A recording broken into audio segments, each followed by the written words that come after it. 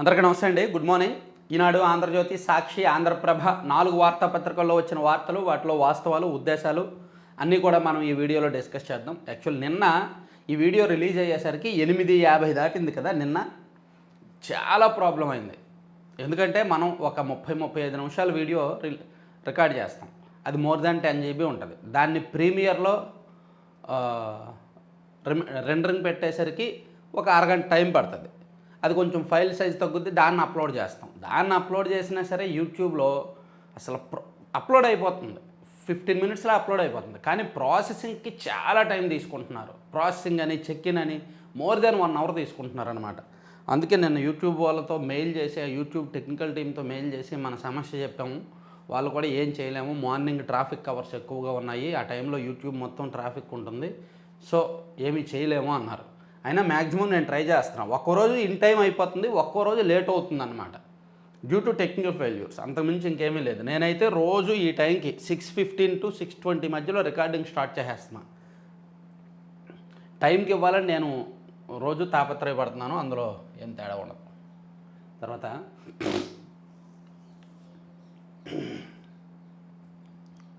మూడింతల సంతోషం. నిన్న కేంద్ర కేబినెట్ భేటీ జరిగింది కదా. అందులో మన రాష్ట్రానికి 2 చోట్ల పారిశ్రామిక వాళ్ళు ఇచ్చారు. అలాగే పోలవరం తొలి దశ నిర్మాణ పనులకు 12,000 కోట్లు ఇస్తామని కేబినెట్ ఆమోదించింది. అంటే తొలి దశ పోలవరం ప్రాజెక్టులో తొలి దశ పూర్తి అవ్వడానికి మనకి ఎంతైతే అవసరమో అంత మొత్తం కేంద్ర ప్రభుత్వం ఇవ్వడానికి సిద్ధంగా ఉంది. అందులో ఏమాత్రం తేడా లేదు. అలాగే వెనుకబడిన రాయలసీమ ప్రాంతాన్ని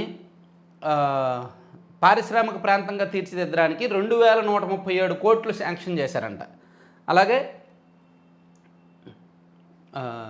2,786 కోట్లతో వార్వకల్లు పారిశ్రామిక నగరాల అభివృద్ధి. కేంద్ర ప్రభుత్వం ఆంధ్రప్రదేశ్కు 3 వరాలు ప్రకటించింది. పోలవరం తొలి దశ నిర్మాణానికి 12,000 కోట్లు, వెనుకబడిన రాయలసీమ పారిశ్రామిక ప్రాంతంగా తీర్చిదిద్దడానికి 2,137 కోట్లతో వైఎస్ఆర్ జిల్లాలోని కొప్పర్తి, 2,786 కోట్లతో కర్నూలు జిల్లాలోని వార్వకల్లు వద్ద పారిశ్రామిక నగరాలు నిర్మించాలని నిర్ణయించింది. ప్రధానమంత్రి నరేంద్ర మోదీ ఆధ్వర్యంలో బుధవారం జరిగిన కేంద్ర మంత్రివర్గం సమావేశం ఈ 3 ప్రాజెక్టులకు ఆమోదముద్ర వేసినట్టు సమాచార ప్రసార శాఖల మంత్రి అశ్విని వైష్ణవ్, పౌర విమానయాన శాఖ మంత్రి కింజరాపు రామ్మోహన్ నాయుడు ప్రకటించారు. 2047 నాటికి దేశాన్ని వికసిత భారత్గా తీర్చిదిద్దాలని లక్ష్యంగా పెట్టుకున్న ప్రధాని మోదీ ఆ అజెండా అమలులో భాగంగా 10 రాష్ట్రాల్లో 28,602 కోట్ల విలువైన 12 ఇండస్ట్రియల్ స్మార్ట్ సిటీల ఏర్పాటుకు నిర్ణయించారు. అందులో 2 ఆంధ్రప్రదేశ్కు దక్కాయి. ఇక్కడ నేను ఇలా అంటున్నానని ఏమీ అనుకోవద్దు. ఇది మంజూరు చేయడం వరకు సంతోషం, చాలా మంచి విషయం. ఇది కార్యరూపం దాల్చడం మీదే అసలైన తతంగం మిగిలి ఉంది. ఎందుకంటే నాకు బాగా గుర్తు, మీకు కూడా గుర్తుండే ఉంటుంది. గతంలో యూపీఏ గవర్నమెంట్ ఉన్నప్పుడు 2011లో, అంటే కరెక్ట్గా 13 ఏళ్ల కిందట 2011లో యూపీఏ గవర్నమెంట్ ఉన్నప్పుడు మన రాష్ట్రానికి కనిగిరికి NIMZ, national investments and manufacturing zone అనేది ప్రకటించారు. సేమ్ వీళ్ళు పారిశ్రామిక నగరాల అభివృద్ధి అని ఏ విధంగా చెప్పారో సేమ్ ప్రాజెక్టు అది కూడా జాతీయ పెట్టుబడులు మరియు ఉత్పాదక మండలి. అంటే ఒక ప్రాంతంలో జాతీయ స్థాయిలో మౌలిక సదుపాయాలు కల్పించి దాదాపుగా ఒక 50,000 కోట్లు వెచ్చించి మొత్తం మౌలిక సదుపాయాలు కల్పించి ఒక 30,000 ఎకరాలను తీసుకొని మొత్తం డెవలప్ చేసి అక్కడ జాతీయ స్థాయిలో ఇండస్ట్రీస్ రావాలని వచ్చేలాగా అప్పుడు కేంద్ర ప్రభుత్వం మన రాష్ట్రానికి నిమ్జ్ ప్రకటించింది. అప్పట్లో కాంగ్రెస్ గవర్నమెంట్ అధికారంలో ఉన్నప్పుడు. కానీ రాలా నిమ్జ్ అటకెక్కింది. 2014లో బీజేపీ సెంటర్లో బీజేపీ వచ్చాక ఆ నిమ్జ్ అటకెక్కింది. సో దీని మీద మనం ఆశలు పెట్టుకుందాం, ఆశిద్దాం, ఖచ్చితంగా వస్తాయని పాజిటివ్గా ఉందాం. నిమ్జ్ లాగానే ఇది కూడా మాయమవుద్దని మాత్రం మనం అనుకోవద్దు. అంతవరకే మనం చేయగలం సాధారణ ప్రేక్షకులు, సాధారణ ఓటర్లుగా, అంతే కదా. సో ఏంటంటే నేను చెప్పేది ఏంటంటే దీని ఇంటెన్షను వరాలు ఇవ్వడం కాదు, సాధ్యమైనంత త్వరగా దానికి కార్యరూపం దాల్చేలా చూడాలి. సో ఇప్పుడు చంద్రబాబు గారు వెంటపడాలి. మన సీఎం గారు, మన మినిస్టర్స్, మన ప్రభుత్వం, బీజేపీ కేంద్ర ప్రభుత్వం వెంట పడాలి. ఇదిగో మాకు పారిశ్రామిక నగరాలు మీరు హామీ ఇచ్చారు, ఇమీడియట్గా పనులు స్టార్ట్ చేయండి, ఇమీడియట్గా మాకు దాన్ని డెవలప్ చేయండి, అంతా కూడా వెంటనే జరిగేలా ఉండాలి, నెలల వ్యవధిలో జరిగేలా ఉండాలి. ఆ కంగారు ఎందుకు అని అనడానికి కూడా ఉండదు. కంగారు లేకపోతే కొన్నాళ్ళు అయ్యేసరికి వాళ్ళే మర్చిపోతారు. మర్చిపోయి ఏంటి మీకు పారిశ్రామిక వాడు ఇచ్చామా, మీకు మేము హామీ ఇచ్చామా, అప్పుడు ఏదో మత్తులో ఇచ్చుంటాంలే వదిలేయండి అని అంటారు. ఎందుకంటే కేంద్రంలో కూడా గవర్నమెంట్ ఎప్పుడు ఉంటుందో ఎప్పుడు ఊడిపోద్దో తెలియదు. రేపు పొద్దున మహారాష్ట్ర అసెంబ్లీ ఎన్నికలు అయ్యాక రివర్స్ అవుద్ది. ఢిల్లీలో అసెంబ్లీ ఎన్నికలు అయ్యాక కేంద్రంలో పరిణామాలు మారిపోతాయి. మహారాష్ట్రలో జరగనున్న అసెంబ్లీ ఎన్నికలు దేశ రాజకీయాలను మార్చబోతున్నాయి, బీజేపీ భవిష్యత్తును మార్చబోతున్నాయి. కాబట్టి కొంచెం జాగ్రత్తగా చూసుకోవాలంటా నేను. సో ఇది let us hope for better, అంతే, పాజిటివ్ జరుగుద్దని ఆశిద్దాం. తర్వాత 3 వారాల్లో సాగునీటి సంఘాల ఎన్నికలు. 3 వారాల్లో సాగునీటి సంఘాల ఎన్నికలు జరగబోతున్నాయి అంటండి. రివర్స్ టెండర్ల విధానం రద్దు, పోలవరం ఎడవ కాలువ పనుల పునరుద్ధరణ, వివాదాల్లోని భూములకు రిజిస్ట్రేషన్ల నిలిపివేత, మంత్రివర్గ సమావేశంలో నిర్ణయాలు.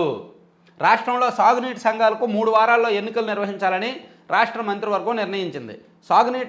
సాగునీటి అభివృద్ధి, రైతుల అవసరాలు తీర్చడంలో సంఘాల్లో జవాబుదారీతనం ఎలా పెంచాలో ఆలోచించి ఎన్నికలు నిర్వహించాలని కేబినెట్ అభిప్రాయపడింది. సాగునీటి సంఘాలంటే మన ఊళ్ళలో సాగునీటి కాలువలు అవన్నీ ఉంటాయి కదా, చెరువులు, సాగునీటి కాలువలు, వాగులు, వంకలు ఉంటాయి కదా, వాటికి సంబంధించి కొన్ని అసోసియేషన్స్ ఉంటాయి, సాగునీటి సంఘాలు ఉంటాయి. ఆ సంఘాల అధ్యక్షుడు ఎన్నికైతే అతను రైతుల నుంచి ఎకరానికి ఇంతని రుసుము వసూలు చేసి సాగునీటి కాలువలు మెయింటైన్ చేసే ప్రక్రియ, ఒక విధానం ఒకటి ఉందన్నమాట. సో అది సాగునీటి సంఘాలకు ఎన్నికలు జరగకపోతే, అధ్యక్షుడు ఎవరో తెలియకపోతే జవాబుదారీ వ్యవస్థ ఉండదు. అందుకే సాగునీటి సంఘాలకు ఎన్నికలు పెడుతున్నారంట. ఎత్తిపోతల పథకాల పరిధిలో ఉన్న రైతులను సైతం సాగునీటి సంఘాల్లో సభ్యులుగా తీసుకురావాలని నిర్ణయించింది. నిన్న కేబినెట్ భేటీలో ఇది నిర్ణయించారు. అలాగే అతి చేస్తే సహించను, కుటుంబ సభ్యుల ప్రవర్తన మితిమీరకుండా చూసుకోండి. మంత్రులు, ఎమ్మెల్యేలకు ముఖ్యమంత్రి చంద్రబాబు హెచ్చరిక. మంత్రుల 100 రోజుల పనితీరుపై ప్రోగ్రెస్ రిపోర్ట్. ప్రస్తుత ఆర్థిక సంవత్సరంలోనే మొత్తం హామీల అమలు. మంత్రివర్గ సమావేశంలో పలు అంశాలపై చర్చ. ఇదిగోండి, పాపం వైసీపీ వాళ్ళు బెంగ పెట్టేసుకుంటున్నారు. తింటున్నారో లేదో కూడా తెలియదు, ఏం చేస్తున్నారో తెలియదు, ఏమీ లేకుండా ఇంట్లో కనీసం తినకుండా, ఇంట్లో ఉండకుండా సోషల్ మీడియా మీద పడి ఆ హామీ ఎగ్గొట్టారు, ఈ హామీ ఎగ్గొట్టారని చెప్పి బురద జల్లుతూనే ఉన్నారు ఈ కూటమి ప్రభుత్వం మీద. అందుకే చంద్రబాబు గారు ఒక ప్రకటన చేశారు నిన్న. ప్రస్తుత ఆర్థిక సంవత్సరంలోనే మొత్తం హామీల అమలు అన్నారు. ఓకే, చాలా అంటే మార్చి 31లోగా 2025 మార్చి 31 నాటికి ఆర్థిక సంవత్సరం ముగుస్తుంది. ఆలోగానే అన్ని పథకాలు అమలు చేస్తారంట. తల్లికి వందనము, ఆడబిడ్డ నిధి, ఫీజు రియంబర్స్మెంటు, యువకాలం నిధి, రైతులకు అన్నదాత సుఖీభవ, ఇవన్నీ కూడా ఆర్థిక సంవత్సరంలోగా అమలు చేస్తారు. మంచిదే కదా.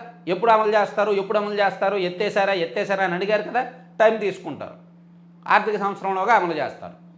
సో ఎప్పుడైనా సరే మనకి ఇటువంటి ఫైనాన్షియల్ ట్రాన్సాక్షన్స్కి ఫైనాన్షియల్ ఇయర్ని తీసుకోవాలి. అంటే ఏప్రిల్ 1 నుంచి మార్చి 31 మధ్యలో. సో ఈ ఏడాది ఇప్పుడు మనకి ఆగస్టు ఎండింగ్లో ఉన్నాం కాబట్టి ఇంకొక 6 నెలల్లోనే అన్ని పథకాలు అమల్లోకి వస్తాయనేది అర్థం. నిన్న మంత్రివర్గ సమావేశంలో. అలాగే అతి చేస్తే సహించను, కుటుంబ సభ్యులు మితిమీరకుండా చూసుకోండి, ఇది ఒకటి ఇంపార్టెంట్. కొంతమంది ఎమ్మెల్యేలు ఓవరాక్షన్ చేస్తున్నారు, అతి చేస్తున్నారు. మనం నిన్న కల్లారా చూసాం. ఒక ఎమ్మెల్యే గారి భార్య పుట్టినరోజుకి పోలీసులు అందరూ వెళ్ళి కేక్ కట్ చేసి ఇచ్చారు. ఆ యూనిఫామ్కే ఒక రకంగా అమర్యాద. సో అందుకే ఆ పోలీస్ అధికారులకు ఛార్జ్ మమ్మలు. ఎమ్మెల్యే గారి భార్య గారి బర్త్డే చేసిన వారికి రిటర్న్ గిఫ్ట్. ఇప్పుడే కాదండి, చిలకలూరుపేట ఎమ్మెల్యే గారి విషయంలో గతంలో కూడా కొన్ని ఆరోపణలు వచ్చాయి. గతంలో కూడా కొంత ఇటువంటి డివైడ్ టాక్ వచ్చింది. అప్పుడే చాలా అభ్యంతరాలు వచ్చాయి, ఆరోపణలు వచ్చాయి. ఆయన సరి చేసుకోవాలి. పత్తిపాటి పుల్లారావు గారు సీనియర్, యాక్చువల్ ఆయనకు మంత్రి పదవి ఇవ్వాల్సిన స్థాయి ఉంది. ఆయనకి ఎందుకు ఇవ్వలేదంటే గతంలో జరిగిన కొన్ని పొరపాట్లే. సో సరి చేసుకుంటే బెటర్ కదా, ఏముంది. ఇప్పుడు రేపొద్దున ఆయన వారసుడు రాజకీయాల్లోకి వస్తారు, వారసుడి మీద మంచి ముద్ర ఉండాలి అంటే ఇటువంటి బ్యాడ్ నేమ్స్ ఏమైనా ఉంటే సరి చేసుకోవాలి. జస్ట్ సరి చేసుకోమని మాత్రమే చెప్తాం, అంతకంటే ఏం చెప్తాం మనం. ఎందుకంటే ఆయన సీనియర్, ఆయనకు తెలియని వ్యక్తి కాదు. అక్కడ ఏం జరుగుతుందో, ఎలా ఉండాలో మొత్తం తెలిసిన వ్యక్తి. వేడుకలను నిర్వహించిన ఇద్దరు సీఐలను విచారించిన ఎస్పీ, వారితో పాటు 5 ఎస్ఐలకు మెమోలు జారీ. ఆంధ్రజ్యోతి ఫోటో కథనంతో ఉన్నతాధికారులు చర్యలు. సో చిలకలూరుపేట ఎమ్మెల్యే పత్తిపాటి పుల్లారావు గారి సతీమణి పుట్టినరోజు వేడుకలకు హాజరైన పోలీసులకు ఛార్జ్ మెమోలు ఇచ్చారంట. అవసరమా పోలీసులకి? తప్పు కదా. ఎందుకు వెళ్ళడం, ఎందుకు ఇలా మెమోలు తీసుకోవడం? సో నిన్న సీఎం గారు కూడా సీరియస్గానే రియాక్ట్ అయ్యారు. ఎమ్మెల్యేలు ఎక్కడైనా అతి చేస్తే సహించను, వాళ్ళ వలన ప్రభుత్వానికి చెడ్డ పేరు వస్తుంది, ఆ చెడ్డ పేరు నేను మోయడానికి సిద్ధంగా లేను అని అన్నారు. యాక్చువల్లీ చంద్రబాబు గారి దగ్గర ఎమ్మెల్యేలు ఏమేమి చేస్తున్నారో వాళ్ళ రిపోర్ట్లు ఏంటనేది మొత్తం ఉంది. మొత్తం ఆయన దగ్గర రిపోర్ట్ ఉంటుంది. కాబట్టి కొంతమందిని వదిలేస్తారు, కానీ కొంతమందిని మాత్రం పిలిచి పర్సనల్గా హెచ్చరిస్తారు. అప్పటికి శృతి మించితే ఎలాగ 164 మంది ఉన్నారు. 2-3 బయటికి వెళ్ళిపోయినా పెద్ద పట్టించుకోరు. కాబట్టి ఒక ఇద్దరిని పార్టీ నుంచి సస్పెండ్ చేస్తే మిగిలిన వాళ్ళు లైన్లోకి వచ్చేస్తారు. అది కూడా ఉంది. అంత సీరియస్ డెసిషన్స్ కూడా తీసుకునే అవకాశం ఉంది. ఎందుకంటే చంద్రబాబు గారు ఈ గవర్నెన్స్లో పాజిటివ్ గవర్నెన్స్ వైపుగా వెళ్తున్నారు, పాజిటివ్ నిర్ణయాలు తీసుకుంటున్నారు. గతంలో ఎప్పుడూ లేని విధంగా వేరే పార్టీ వాళ్ళు టీడీపీలోకి వస్తానంటే ఆ పదవులకు రిజైన్ చేసి రావాలి అని చెప్తున్నారు. అందుకే ఇప్పుడు రాజ్యసభ సభ్యులు కానీ ఎమ్మెల్సీలు కానీ రావాలి అంటే ఆ పదవులకు రిజైన్ చేసి రావాలి. యాక్చువల్లీ ఈరోజు అది ఒక పెద్ద వార్త. నెక్స్ట్ వార్త అదే. రాజ్యసభలో వైకాపా రివర్స్. రాజ్యసభ చైర్మన్ను కలిసి రాజీనామాలు సమర్పించనున్న మోపిదేవి మస్తాన్రావు. త్వరలో 2 విడతల్లో మరో 6 అదే దారిలో. తెదేపా వైపు 4, భాజపా వైపు 4 చూపు. అది వాళ్ళ రాజ్యసభ పదవులకు రాజీనామాలు చేసి వస్తున్నారు. అయితే ఇక్కడ ఒక చిన్న ట్విస్ట్. వాళ్ళు రాజీనామాలు చేసినా మళ్ళీ వాళ్ళకి అవే పదవులు వస్తాయి. ఎందుకంటే వాళ్ళు ఎమ్మెల్యే కోటాలో ఎన్నికైనా ఎమ్మెల్యేల బలం ఇప్పుడు కూటమికే ఎక్కువ ఉంది. వాళ్ళు రాష్ట్రపతి కోటాలో ఎన్నికైనా రాష్ట్రపతి ఇప్పుడు వీళ్ళకే పాజిటివ్ ఉంటారు. సో ఎలాగైనా నామినేటెడ్లో ఎన్నికైనా వాళ్ళకి అవే దొరుకుతాయి. సో వాళ్ళు రాజీనామా చేసినా ఏమీ లేదు. కాకపోతే వైసీపీ సభ్యులుగా కాకుండా టీడీపీ సభ్యులుగా వాళ్ళు అక్కడ పేరు రికార్డ్స్లో ఉంటుంది. వాళ్ళు రాజీనామా చేయకుండా టీడీపీలోకి రావడం వలన సాంకేతికంగా కొన్ని ఇబ్బందులు, ప్లస్ జగన్మోహన్ రెడ్డి గారు లాంటి వాళ్ళు పదే పదే మా వాళ్ళని కొన్నారు అంటారు. ఎందుకంటే టీడీపీలోంచి వైసీపీకి వస్తే జగన్మోహన్ రెడ్డి గారు నచ్చి వచ్చినట్టు, వైసీపీ నుంచి వేరే పార్టీలోకి వెళ్తే అవతల వాళ్ళు కొన్నట్టు. అంటే అది వైసీపీ సిద్ధాంతం. అది వైసీపీ వాళ్ళు అలాగే చెప్తుంటారు కదా, మనందరికీ తెలుసు కదా. సో అదనమాట జరుగుతుంది. అర్థమైంది కదా. ఇంకో విషయం ఏంటంటే ఈ నలుగురితో ఆగదు, ఈ నలుగురితోనూ ఆగదు. 11 మంది ఉన్నారు. ఆ 11 మందిలో ఒకళ్ళు ఉంటారా, ఇద్దరు ఉంటారా అనేది క్వశ్చన్. నోట్ మై వర్డ్స్, గుర్తుపెట్టుకోండి.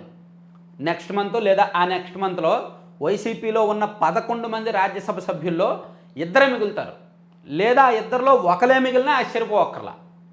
అంటే విజయసాయిరెడ్డి గారు, వైవి సుబ్బారెడ్డి గారు మిగులుతారు. మిగిలిన వాళ్ళందరూ కూడా వేరే పార్టీల్లోకి వెళ్ళిపోతారు. ఒక ఇద్దరు జనసేనలోకి వెళ్ళిపోతారు, కొంతమంది టీడీపీలోకి వెళ్ళిపోతారు, కొంతమంది బీజేపీలోకి వెళ్ళిపోతారంట. అయితే ఆ ఇద్దరు మిగులుతారు. ఇంకో ట్విస్ట్ ఏంటంటే ఆ ఇద్దరైనా మిగులుతారా, లేదా ఆ ఇద్దరిలో ఒకరు వెళ్ళిపోతారా అనేది డౌట్. అంటే విజయసాయిరెడ్డి గారు, వైవి సుబ్బారెడ్డి గారు జగన్మోహన్ రెడ్డి గారికి అత్యంత సన్నిహితులు, వైసీపీలో నెంబర్ 2 పొజిషన్ కాబట్టి ఉండాలి ఆ పార్టీలో. వాళ్ళిద్దరిలో కూడా ఏమో విజయసాయిరెడ్డి గారు వెళ్ళిపోతారేమో బీజేపీలోకి అనే అనుమానాలు కూడా కొందరిలో ఉన్నాయి, కొంతమందిలో ఉన్నాయన్నమాట. అది మనం ఏం చేయలేం, అనుమానాలు ఉన్నాయి. కాబట్టి ఒక నెల రోజుల్లో ఏదైనా జరగవచ్చు. రాజ్యసభలో వైసీపీ బలం అమాంతం తిరగబడిపోవచ్చు. 11 నుంచి 1కో 2కో పడిపోవచ్చు. అలాగే ఇక్కడ నేను ఎందుకనేది కూడా చెప్తా. యాక్చువల్లీ ఎన్డీఏకి కేంద్రంలో అంటే రాజ్యసభలో కావాల్సినంత బలం వచ్చేసింది. ఎన్డీఏకి రాజ్యసభలో బీజేపీకి కావాల్సినంత బలం వచ్చేసింది. కాబట్టి వేరే పార్టీల రాజ్యసభ సభ్యులతో పెద్దగా పని లేదు, అవసరం లేదు. సో ఇన్నాళ్ళు వైసీపీ రాజ్యసభ సభ్యులతో బీజేపీకి అవసరం ఉంది కాబట్టి వీళ్ళు ప్రతిపక్షంలో ఉన్న వేరే పార్టీలో ఉన్నప్పటికీ బీజేపీ సభ్యులుగా అధికార పక్షంలో ఉన్నట్టే చలామణి అయ్యారు. ఎందుకంటే వీళ్ళ అవసరం వాళ్ళకు ఉంది కాబట్టి. ఇప్పుడు వాళ్ళకు వీళ్ళ అవసరం లేదు కాబట్టి, వీళ్ళని పట్టించుకోరు కాబట్టి వీళ్ళలో భయం మొదలైంది. వామ్మో మనం ఎందుకు వాళ్ళలో కలిసిపోదాము, పార్టీ మారిపోదాము అని భయం మొదలైంది. సో మేబీ జగన్మోహన్ రెడ్డి గారికి చెప్పే కొంతమంది వెళ్తారు, చెప్పకుండా కొంతమంది వెళ్తారు, వైఖరి నచ్చక కొంతమంది వెళ్తారు. 2019లో కూడా టీడీపీ ఓడిపోయి ఒకేసారి 4 రాజ్యసభ సభ్యులు వెళ్ళిపోయారు కదా బీజేపీలోకి. ఇది కూడా అంతే. రాజ్యసభ సభ్యులు ఎప్పుడైనా సరే వాళ్ళు కార్పొరేట్ శక్తులు వాళ్ళు ఇలా ఉంటాయన్నమాట. అవన్నీ చెప్పకూడదు. వాళ్ళు వ్యవహారాలకు సంబంధించి కొన్ని కాపాడుకోవడానికి వెళ్ళిపోతుంటారు. అయితే వైసీపీలో ఒకేసారి ఇంతమంది వెళ్ళడం మాత్రం దేశ చరిత్రలో ఫస్ట్ టైం. వైకాపాకు ఎమ్మెల్సీ పదవికి పోతుల సునీత రాజీనామా. పోతుల సునీతతో పాటు ఇంకా చాలామంది ఉన్నారు. ఎమ్మెల్సీలు కూడా మోర్ దెన్ 10 వెళ్ళిపోయే అవకాశం ఉంది. నాట్ ఓన్లీ పోతుల సునీత గారు, ఇంకా చాలామంది వెళ్ళిపోతారనమాట. సో ఇక్కడ మనం ఈ టాపిక్కి అంటే నిన్న చంద్రబాబు గారు చెప్పిన మాటకి ఈ రాజీనామాలకి ఒక లింక్ ఉంది. చంద్రబాబు గారు ఏం చెప్పారంటే మా పార్టీలోకి ఎవరు వచ్చినా వాళ్ళ పదవులకు రిజైన్ చేసి రావాలి అన్నారు. సో వీళ్ళు ఎమ్మెల్సీ పదవులకు రాజ్యసభ పదవులకు రిజైన్ చేసి టీడీపీలోకి వెళ్తారు. రిజైన్ చేసిన వాళ్ళ పదవులు వాళ్ళకే వస్తాయి. అర్థమైంది కదా. అలాగే సో వైసీపీ నుంచి ఎందుకు వెళ్ళిపోతున్నారు, ఏమైంది, వాళ్ళ సమస్య ఏంటి అనేది, వైసీపీకి వచ్చిన ముప్పు ఏంటి అనేది నేను నిన్న వీడియోస్ చేశాను, చూడొచ్చు. నిన్న సాయంత్రం అవే చేశాను. ఇదిగోండి బిగ్గెస్ట్ షాకింగ్ న్యూస్, ఎంపీలు మొత్తం అవుట్, 8 మంది ఒకేసారి జంప్ అని ఒక వీడియో, అలాగే వైసీపీ నుంచి భారీ జంపింగ్స్ అనేది ఒక వీడియో. ఈ రెండూ చేశాను, రీజన్స్తో సహా చెప్పాను. వాళ్ళు ఎందుకు వెళ్ళిపోతున్నారు, రీజన్ ఏంటి అన్నీ చెప్పాను. వీలైతే చూడండి ఆ వీడియోస్.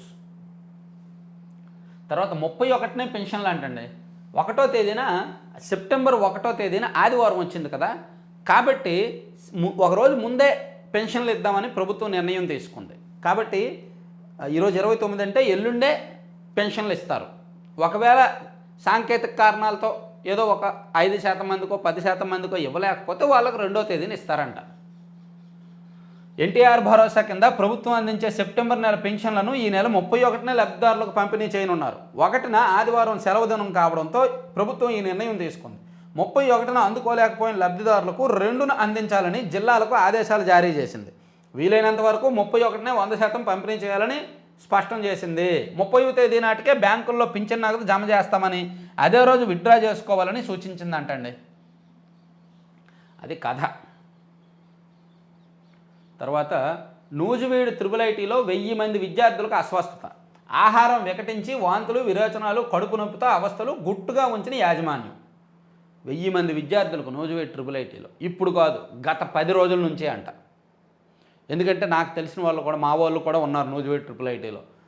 స్కూల్ నుంచి వచ్చేసారు. ఏమైంది అంటే నీళ్ళ విరోచనాలు అవుతున్నాయి, తగ్గట్లేదు. వారం రోజుల నుంచి అవుతున్నాయి, తగ్గట్లేదు. ఫుడ్ పాయిజన్ అయిందంట. చూడండి, నూజివీడు IIIT ఒక ప్రతిష్టాత్మకమైన విద్యా సంస్థలో ఫుడ్ పాయిజన్ అయ్యి ఇంతమందికి ఇబ్బంది అంటే ఇబ్బందే కదా. చూడండి, వంటశాలలో అపరిశుభ్ర వాతావరణం. వంటశాల ఇలా ఉంది, నూజివీడు IIITలో ఇలా ఉంది. అపరిశుభ్రత, నాసిరకం ఆహారం. మెస్లోని వంటశాలలో పరిశుభ్రతకు నిర్వాహకులు నీళ్ళు వదిలేరు. వంట పాత్రలు, విద్యార్థులు తినే కంచాలను సరిగ్గా శుభ్రం చేయడం లేదు. గ్రైండర్లు కూడా కడగకుండానే వినియోగిస్తున్నారు. అంటే ఈ పూట వినియోగించిన గ్రైండర్ని కడగకుండానే మళ్ళీ నెక్స్ట్ పూట కూడా వినియోగిస్తున్నారంట. ఎంత వరస్టో చూడండి. అపరిశుభ్ర వాతావరణం, నాసిరకం ఆహారం వికటించి నూజివీడు IIITలో గత వారం నుంచి 100 మంది విద్యార్థులు అస్వస్థతకు గురయ్యారు. వాంతులు విరోచనాలు కడుపు నొప్పితో ఆసుపత్రికి వరుసకొడుతున్నారు. విద్యార్థులు అనారోగ్యంతో అల్లాడిపోతున్నా యాజమాన్యం ఈ విషయం బయటకు రాకుండా జాగ్రత్త పడింది. నూజివీడు IIIT ప్రాంగణంలోనే శ్రీకాకుళం IIIT కూడా నిర్వహిస్తున్నారు. ఈ నెల 23 నుంచి ఈ 2 IIITలకు చెందిన విద్యార్థులు అస్వస్థతకు గురి కావడం మొదలైంది. ప్రధానంగా 3 మెస్సుల్లో ఆహారం తిన్న విద్యార్థుల్లో చాలామంది అనారోగ్యం పాలయ్యారు. 4 రోజులుగా తీవ్రత పెరుగుతూ వస్తోంది. ఆదివారం 165 మంది, సోమవారం 229 మంది, మంగళవారం 345 మంది, బుధవారం మొదటి షిఫ్ట్లోనే 131 మంది ఆసుపత్రిలో చికిత్స పొందారు. 1000 మందికి పైగా అనారోగ్యం పాలైతే అందులో 400 మందికి బాగా ఇబ్బంది ఉందంటండి. ఈ విషయాన్ని దాచిపెట్టారన్నమాట. అది ఘనకార్యం, వెలగబెట్టిన ఘనకార్యం. హైకోర్టు శాశ్వత న్యాయమూర్తులుగా జస్టిస్ జ్యోతిమయి, జస్టిస్ గోపాలకృష్ణారావు ప్రమాణం. తర్వాత అసలే నేరం, ఆపై దుఃఖభారం. ట్రాక్టర్తో ఢీకొట్టి యువకుడి పలాయనం, సొంత వారి మృతితో పుట్టెడు దుఃఖం. అదో పల్లెటూరు. ఊరికి వెళ్లే సన్నటి రహదారి. రాత్రి వేళ చీకట్లో ఓ ట్రాక్టర్ ఎదురుగా వస్తున్న ద్విచక్ర వాహనాన్ని ఢీకొట్టింది. ట్రాక్టర్ డ్రైవర్ భయంతో ఆపకుండా వెళ్ళిపోయాడు. ఆ క్షణాన అతనికి తెలియదు తాను ఇద్దరి మృతికి కారణమయ్యానని, తెల్లారేసరికి నేర తీవ్రత కంటే కొండంత దుఃఖభారం మోయాల్సి వస్తుందని, జీవితాంతం పశ్చాత్తాపంతో కుమిలిపోవాల్సి వస్తుందని. తెలంగాణలోని నిర్మల్ జిల్లా మామడ మండలం వాస్తాపూర్కు చెందిన ఆడెం గంగాప్రసాద్ అవివాహితుడు. తమ ఊరికి 5 కిలోమీటర్ల దూరంలో తాండ్ర గ్రామానికి చెందిన ఓ రైతు వద్ద ట్రాక్టర్ డ్రైవర్గా పనిచేస్తున్నాడు. రోజు రాత్రి యజమాని ఇంటికి వెళ్ళి అక్కడే నిద్రిస్తుంటాడు. మంగళవారం రాత్రి రోజులాగే ట్రాక్టర్పై సొంత ఊరు నుంచి తాండ్రకు బయలుదేరాడు. దారిలో చీకట్లో ఎవరినో ఢీకొట్టినట్లయింది. వెంటనే అతనికి అర్థం కాలేదు. భయంతో ట్రాక్టర్ని ఆపకుండా వెళ్ళి నిద్రపోయాడు. పైగా ఫోన్ స్విచ్ ఆఫ్ చేశాడు.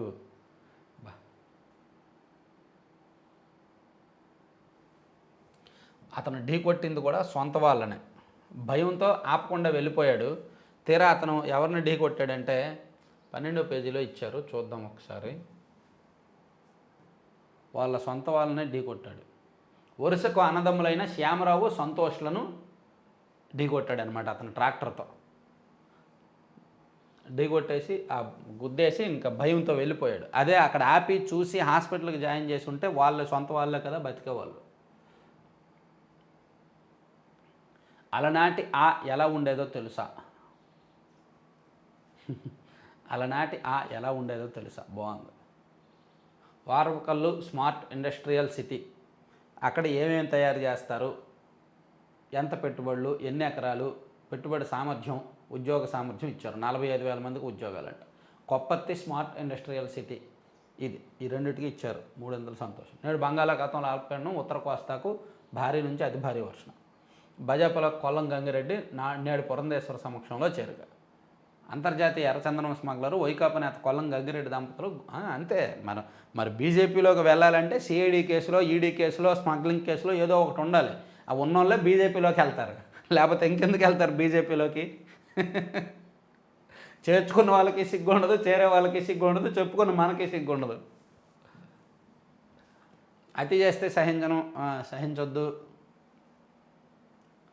ఎమ్మెల్సీ పోతుల సునీత రాజీనామా, నూజివీడ్ 888లో 1000 మంది విద్యార్థులకు అస్వస్థత. ఇవన్నీ చెప్పుకున్నాం. కానీ సాక్షికి వెళ్దాం. సాక్షిలో ఖజానాకు కన్నం, రివర్స్ టెండరింగ్ రద్దుకు కేబినెట్ ఆమోదం. మళ్ళీ 2014-19 పాత టెండర్ విధానం అమలుకు కూటమి సర్కారు గ్రీన్ సిగ్నల్. చంద్రబాబు పాలనలో అరాచకాలు, అంచనాలు పెంచేసి అధిక ధరలకు కట్టబెట్టిన పోయిన. ఆ తర్వాత మొబిలైజేషన్ అడ్వాన్సులు, కాంట్రాక్టర్ల నుంచి అవే కమిషన్లుగా వసూలు. ఆ అక్రమ వ్యవహారాలతో ఖజానాపై 20 కోట్లకు పైగా పెనుభారం. మరి మీలాగా షిరిడి సాయి వాళ్ళకి కాంట్రాక్ట్లు ఇచ్చేయాలి. ఈ రాసిన వాళ్ళకి అసలు కనీసం కామన్ సెన్స్ ఉండదేమో. వీళ్ళు వైసీపీ అధికారంలో ఉన్న నాళ్ళు ఒక నిర్ణీతం ఒక 4-5 కంపెనీలకు కాంట్రాక్ట్లు ఇచ్చారు. మద్యం కొనాలి అంటే ఒక 6 కంపెనీలు, వాళ్ళకే ఆర్డర్లు. ఏదైనా ఎలక్ట్రికల్ ప్రాజెక్ట్ చేయాలి అంటే షిరిడి సాయికి, ఏదైనా పోర్టులు అమ్మేయాలి అంటే అదానికి. వీళ్ళు మాత్రం రివర్స్ టెండరింగ్ అనే పేరు పెట్టి వీళ్ళకి అందరికీ ఇచ్చుకోవచ్చు, వీళ్ళ బెనామీలకి ఇచ్చుకోవచ్చు. రివర్స్ టెండరింగ్ అనే పేరు పెట్టారు, న్యాయ సమీక్షకు తీసుకెళ్తామనే పేరు పెట్టారు. కానీ ఎవరికి కావాలో వాళ్ళకే కాంట్రాక్ట్లు ఇచ్చారు. 92,000 కోట్ల విలువైన కాంట్రాక్టులు షిరిడి సాయి ఎలక్ట్రికల్స్ అనే సంస్థకి ఇచ్చారు గత 5 ఏళ్లలో. దానికేమో రివర్స్ టెండరింగ్ అనే పేరు, న్యాయ సమీక్ష అని ఇంకో పేరు చెప్పుకోవడానికి, అంటే బయటకు చెప్పుకోవడానికి, బయటకు ప్రచారం చేసుకోవడానికే అది. కానీ వాస్తవంగా చాలా అక్రమాలు జరిగాయి గత టెండర్లో. అందుకే ఇప్పుడు ప్రభుత్వం వాటిని రద్దు చేసింది. ఈ రివర్స్ టెండరింగ్ అంతా వేస్ట్, న్యాయ సమీక్ష అంతా లేదు. అలాంటి దోపిడీకి మళ్ళీ రాజమార్గం. పట్టిసీమ టెండర్లో 257.45 కోట్ల లూటి. 2017-18లో కడిగేస్తూ కాగు నివేదిక. మరి మీరు 5 ఏళ్ళు అధికారంలో ఉన్నారుగా, 257 కోట్లు రికవర్ చేయలేకపోయారా? ఈ పిచ్చి వార్తలు రాసే బదులు, ఈ పిచ్చి పత్రికలో పిచ్చి వార్తలు రాసే బదులు 257 కోట్ల అవినీతి జరిగిందన్నారా పట్టిసీమలో? మరి రికవరీ చేయాలిగా, అరెస్ట్ చేయాలిగా పట్టిసీమ ఇంజనీర్లని, వాళ్ళని. వైకుంఠపురం బ్యారేజ్ పనుల వ్యయాన్ని 400 కోట్లు పెంచేసి 13.19% అధిక ధరలకు నవయోగాకు దారాదత్తం. మరి వాళ్ళని ఏం చేశారు? పోలవరం హెడ్ వర్క్స్లో జల విద్యుత్ కేంద్రం పనులను నవయోగాకు 4.8% అధిక ధరలకు 3,216 కోట్లకు అప్పగించిన బాబు. మళ్ళీ ఇప్పుడు అదే రీతిలో కాంట్రాక్టర్లతో కలిసి ఖజానా దోచేసేందుకు సిద్ధం. పర్లేదండి, ఇంకా ఆయన 3,200 కోట్లు 400 కోట్లే, మీరైతే 1000 కోట్లు 1,00,000 కోట్లు ఆ షిరిడి సాయికినో అదానీ గారికి.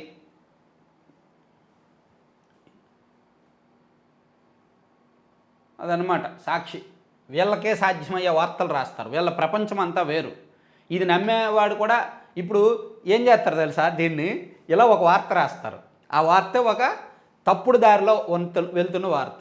దీన్ని క్లిప్పింగ్ చేసి చక్కగా వైసీపీ సోషల్ మీడియాలో పెట్టి డిజైన్ చేసి వైసీపీ సోషల్ మీడియాలో పుష్ చేస్తారు.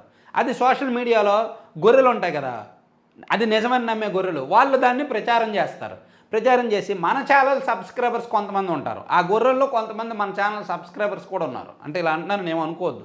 దీని మీద వీడియో చేయి, దీని మీద వీడియో చేయి, ఇది నువ్వు వీడియో చేయట్లేదు, నువ్వు టీడీపీ వాడివే అంటారు. ఓరు నాయన, ఇది రాసిందే తప్పుడు వార్తనైనా దీని మీద నేను వీడియోలు చేయడం ఏంటో అంటాను నేను.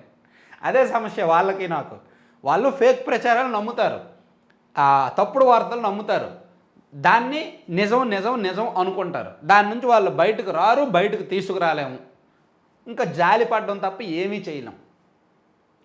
అటు కోట్ల మూటలు ఇది. అంటే నేను ఇక్కడ అభ్యంతరాలు ఏంటంటే, రివర్స్ టెండరింగ్ విధానాన్ని నేను తప్పు పట్టట్లా, వైసీపీ చేసిన రివర్స్ టెండరింగ్ విధానాన్ని నేను తప్పు పట్టట్లా. కానీ రివర్స్ టెండరింగ్ పేరుతో కూడా వాళ్ళు వేల కోట్ల ప్రాజెక్టులు ఒకే కంపెనీకి ఎలా ఇస్తారు? షిరిడి సాయికి ఎందుకు ఇచ్చారు? అన్నన్ని వేల కోట్ల ప్రాజెక్టులు అదానికి ఎందుకు ఇచ్చారు? సో వాళ్ళు అంత జవాబుదారీతనం, అంత పారదర్శకత తీసుకొచ్చినా సరే మెగాకే ఇచ్చారుగా, వాళ్ళకి కావాల్సిన వాళ్ళకే ఇచ్చారుగా, వాళ్ళకి కావాల్సిన వాళ్ళకే ఈ కాంట్రాక్టులన్నీ ఇచ్చారుగా, టెండర్లన్నీ ఇచ్చారుగా, ఇంకా దానికి ఈ పేర్లన్నీ ఎందుకు? అది నేను చెప్తున్నది. అటు కోట్ల మూటలు, ఇటు నీతి మాటలు. రాజకీయాల్లో విలువలు ఉండాలంటూ సీఎం చంద్రబాబు ప్రవచనాలు. వైఎస్ఆర్సీపీ రాజ్యసభ సభ్యులకు భారీగా ప్రలోభాలు ఎరా. ఏమండి, ప్రలోభాలకు లొంగుతారండి రాజ్యసభ సభ్యులు? వాళ్ళ దగ్గర ఎన్ని కోట్లు ఉన్నాయి, ఎంత ఆస్తులు ఉన్నాయి, వాళ్ళు ఎందుకు ప్రలోభాలకు లొంగుతారు? అంటే వైసీపీలోకి వచ్చిన వాళ్ళేమో జగన్మోహన్ రెడ్డి గారు అంటే నచ్చి వచ్చినట్టు, వైసీపీ నుంచి బయటకు వెళ్ళిపోయిన మాత్రం అమ్ముడిపోయి వెళ్ళినట్టు. వీళ్ళు మొదటి నుంచి వీళ్ళ ఆలోచన ఇలాగే ఉంటుంది. ఇప్పుడు దీన్ని కూడా పాప మా గొర్రెలు నమ్ముతాయి. నమ్మి ఇదిగో ప్రలోభాలకు లొంగిపోయారు, అమ్ముడిపోయారు అంటారు. ఎవరు అమ్ముడిపోతారు? రాజకీయాల్లో ప్రతి ఒక్కడు అమ్ముడిపోతాడు. మీ పార్టీలోకి వచ్చినా అమ్ముడిపోయే వస్తాడు, అవతలకు వెళ్ళినా అమ్ముడిపోయే వెళ్తాడు. అమ్ముడిపోవడం మీన్స్ ఇక్కడ ఏంటంటే వాళ్ళ వ్యాపారాలకు దెబ్బతినకుండా, వాళ్ళ వ్యాపారాలు పెంచుకునేలాగా, వాళ్ళ మీద ఐటీ రైట్స్ జరగకుండా, వాళ్ళ మీద సిబిఐ దాడులు జరగకుండా, వాళ్ళ మీద కేసులు నమోదు కాకుండా, వాళ్ళు వ్యాపారాలు సాఫీగా సాగేలా ఉండడానికి వాళ్ళు ఇతర పార్టీల్లో ఏ పార్టీ అధికారంలో ఉంటే ఆ పార్టీలోకి వెళ్ళిపోతారు. దాన్ని ప్రలోభ పెట్టినట్టు అనుకోవడం మీ కర్మ. వైసీపీలోకి వచ్చినా, వైసీపీ అధికారంలో ఉన్నప్పుడు వైసీపీలోకి వచ్చిన వాళ్ళు అదే ఆశించి వస్తారు. ఆర్ కృష్ణ గారికి ఏం పని అండి? వైసీపీలో రాజ్యసభ సభ్యత్వం ఎందుకు తీసుకుంటాడు? ఆయన ఆ పదవి వచ్చింది కాబట్టి వచ్చాడు. ఇప్పుడు ఆయన అధికారంలో టీడీపీ ఉంది, బీజేపీ ఉంది కాబట్టి ఆ పార్టీలోకి ఈ పార్టీలోకి వెళ్ళిపోతాడు. ఆయనకు ఆ పదవి కావాలి, ప్లస్ ఇబ్బందులు లేకుండా సాఫీగా ఉండాలి. అలా చాలామంది. ఇప్పుడు నిరంజన్ రెడ్డి గారు ఉన్నారు, వైసీపీ రాజ్యసభ సభ్యుడు, జగన్మోహన్ రెడ్డి గారికి అత్యంత సన్నిహితుడు, న్యాయవాది. ఆయన కూడా పార్టీ మారే అవకాశాలు ఉన్నాయి అంటున్నారు. ఆయన కూడా మారితే ఎందుకు మారినట్టు? ఆయనకు కొన్ని ఇబ్బందులు ఉన్నాయి, వ్యాపార రీత్యా కొన్ని ఇబ్బందులు ఉంటాయి. ఆయన ఒక బిజినెస్ మ్యాన్, ఆయనకు పెద్ద ఇండస్ట్రీస్, పరిశ్రమలు అవి ఉన్నాయి. సో అవి ఇబ్బందులు లేకుండా ఉండాలి, అందుకని మారిపోతాడు ఆయన. వాళ్ళ అయోధ్య రామరెడ్డి గారు మారితే ఎందుకు మారినట్టు? ఆయన వ్యాపారాలు దెబ్బతినకుండా ఆయన మారుతారు. వీళ్ళందరికీ కూడా వ్యాపార ప్రయోజనాలు, వాళ్ళ యొక్క ఆర్థిక ప్రయోజనాలు ముఖ్యం. అంతే తప్ప అమ్ముడిపోయారు, ప్రలోభాలు ఇవేం ఉండవు. ఒకవేళ భవిష్యత్తులో మళ్ళీ వైసీపీ అధికారంలోకి వస్తే వీళ్ళలో కొంతమంది వచ్చేస్తారు వెనక్కి. అందులో రాజకీయాల్లోకి వెళ్ళిన తర్వాత ఏమైనా మన ఒంట్లో సిగ్గు లజ్జ లాంటివి ఏమైనా ఉంటే రాజకీయాల్లోకి వెళ్ళినప్పుడే దాన్ని పక్కన పెట్టేయాలి. ఏ పార్టీలోకి వెళ్ళినా సరే ఆ సిగ్గు లజ్జనే ఇంట్లో వేసేయాలి, ఇంట్లో పెట్టేసి బయటకు వెళ్ళాలి, రాజకీయాల్లో తిరగాలి. మళ్ళీ ఇంటికి వచ్చినప్పుడు అవి ఏమైనా ఉంటే మెడలో వేసుకోవాలి, సిగ్గు లజ్జ లాంటివి. అప్పుడు వరకు అవి ఉండవు అనమాట. ఏ పార్టీ వాళ్ళు అయినా సరే, నోట్ మై వర్డ్స్, ఎవరు అధికారంలో ఉంటే ఆ పార్టీలోకి వెళ్తారు. ఎందుకంటే వాళ్ళు కార్పొరేట్ శక్తులు, వాళ్ళ బిజినెస్లు బాగుండాలి, వాళ్ళ మీద కేసులు రాకూడదు. సుజనా చౌదరి గారు, సీఎం రమేష్ గారు టీడీపీని వదిలి బీజేపీలోకి వెళ్తారని ఎవరైనా ఊహించారా? ఎందుకు వెళ్ళారు? వాళ్ళకి ఇబ్బందులు రాకుండా. ఏపీలో 2 గ్రీన్ఫీల్డ్ ఇండస్ట్రియల్ స్మార్ట్ సిటీలు వార్వకల్లు, కొప్పర్తిలో ఏర్పాటు. రాష్ట్రానికి 68 ప్రైవేట్ ఎఫ్ఎం స్టేషన్లు. కేంద్ర కేబినెట్ ఆమోదం.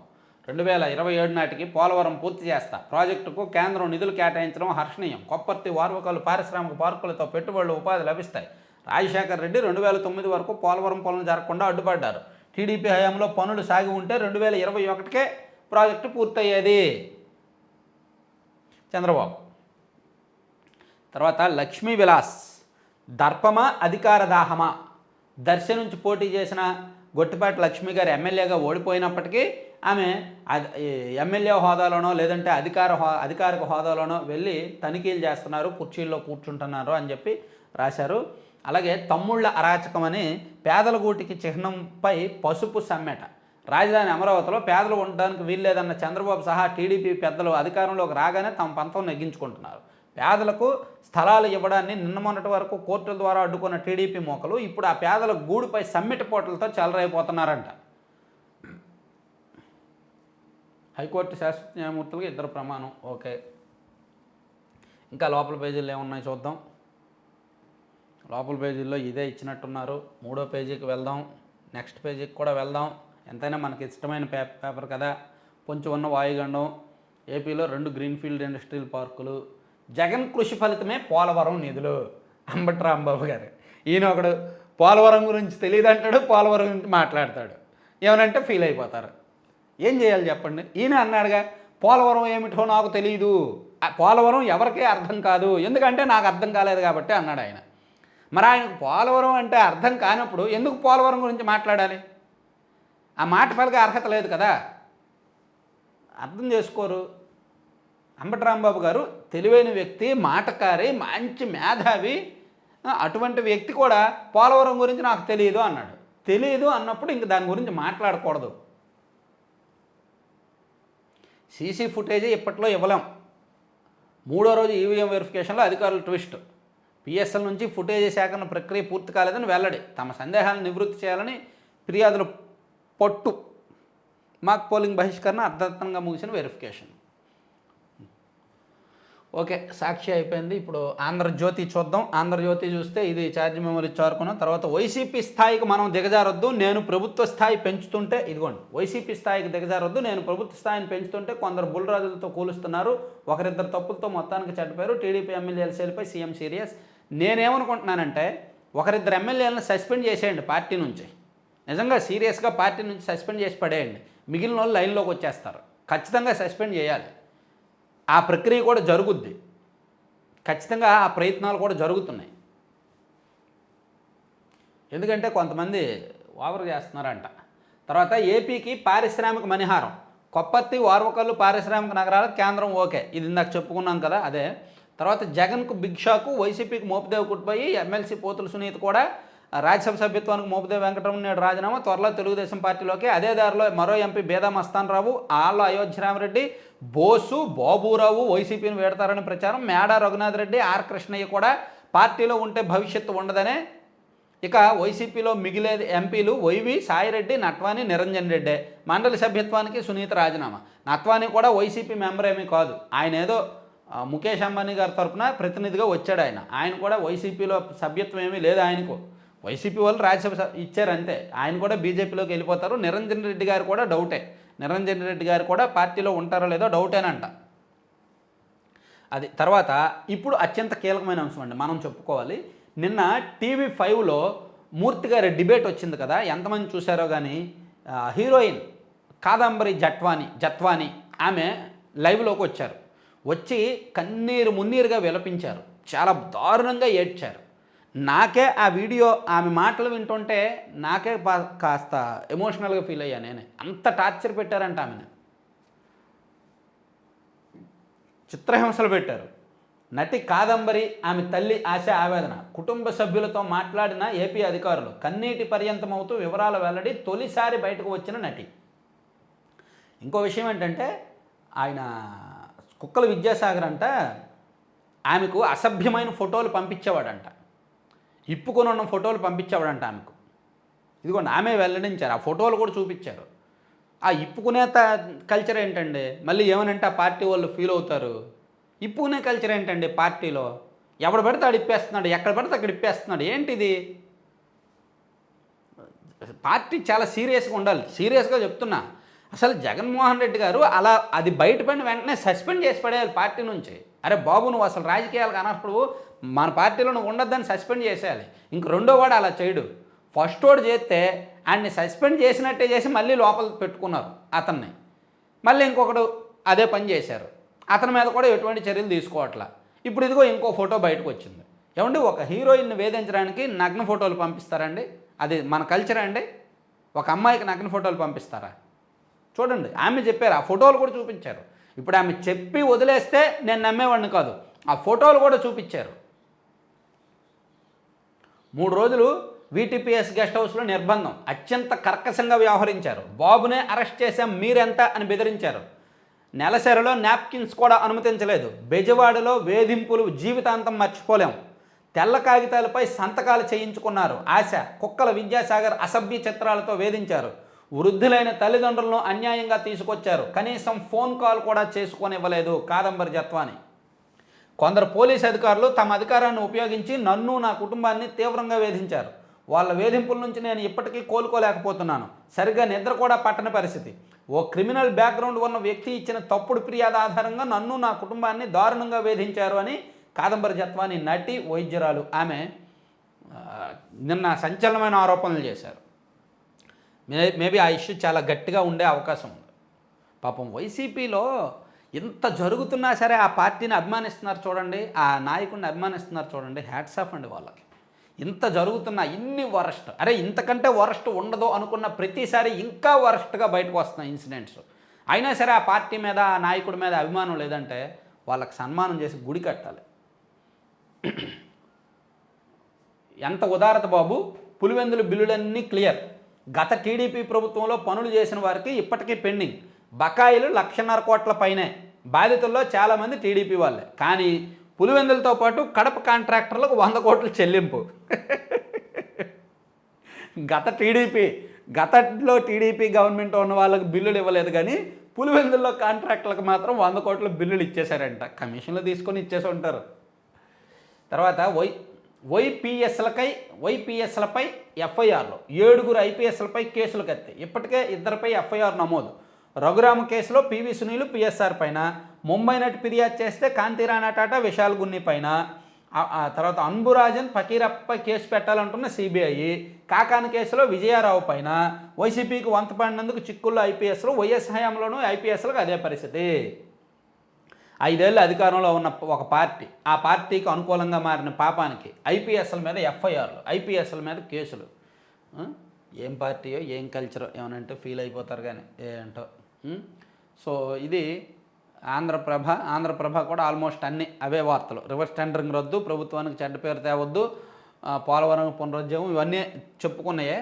తర్వాత వైసీపీకి బిగ్ షాకు, రాజీనామా బాటలో 8 మంది రాజ్యసభ సభ్యులు, అదొకటి. తర్వాత ప్రభుత్వం మారిన రింగ్ మాస్టర్ అతడే. కాకినాడ ప్రభుత్వ ఆసుపత్రిపై ఇంకా వైసీపీ పెత్తనమేనంట. కాకినాడ ప్రభుత్వ ఆసుపత్రిలో ఇంకా వైసీపీ పెత్తనం ఉందంట. ప్రభుత్వం మారినా సరే అతనే ఉన్నాడంట, చూసుకోవాలి. తర్వాత సయోధ్యక సిద్ధం, రష్యాతో యుద్ధం ముగింపునకు ఓకే, ఇందుకు తగిన ప్రణాళిక నా వద్ద ఉంది. దీన్ని అమెరికా అధ్యక్షుడు బైడెన్కి ఇస్తా. ఉక్రెయిన్ అధ్యక్షుడు జెలెన్స్కీ కీలక ప్రకటన. ఓకే. ఎస్బీఐ చైర్మన్గా చల్లా శ్రీనివాసులు శెట్టి, తెలుగు వ్యక్తి ఎస్బీఐ చైర్మన్గా వెళ్ళబోతున్నారు. 3 సంవత్సరాల పాటు ఆయన పదవిలో ఉంటారనమాట. కోడి వ్యర్థాలతో సిరుల పంట, విశాఖలో అక్రమార్కుల చేతివాటం. నిబంధనలకు విరుద్ధంగా దోపిడీ దందా, వైసీపీ నేతల సహకారంతో వ్యవహారం ముగిసిన కాంట్రాక్టుల వ్యవస్థ ఈ టెండర్ కాకుండా భారీగా పోటీ పెరిగే అవకాశం. కోడి వ్యర్థాలు భారీగా డిమాండ్ ఉంటుంది. చేపలు రొయ్యలకి అవే ఆహారం అనమాట. సో అందుకు టెండర్ వేస్తున్నారంట. సో ఇది 4 పత్రికల్లో ఉన్న వార్తలు. మరిన్ని కీలకమైన అంశాలతో మళ్ళీ కలుద్దాం. ఇప్పటికే లేట్ అయింది. యాక్చువల్లీ ఈనాడులో లోపల పేజీల్లో చాలా వార్తలు ఉన్నాయి, కానీ ఇంకా లేట్ అవుతుంది. 37 నిమిషాలు వచ్చేసింది కాబట్టి ఈరోజు ఎక్కువ అంశాలు ఉన్నాయి కాబట్టి ఎక్కువ టైం పట్టింది. Okay, thank you.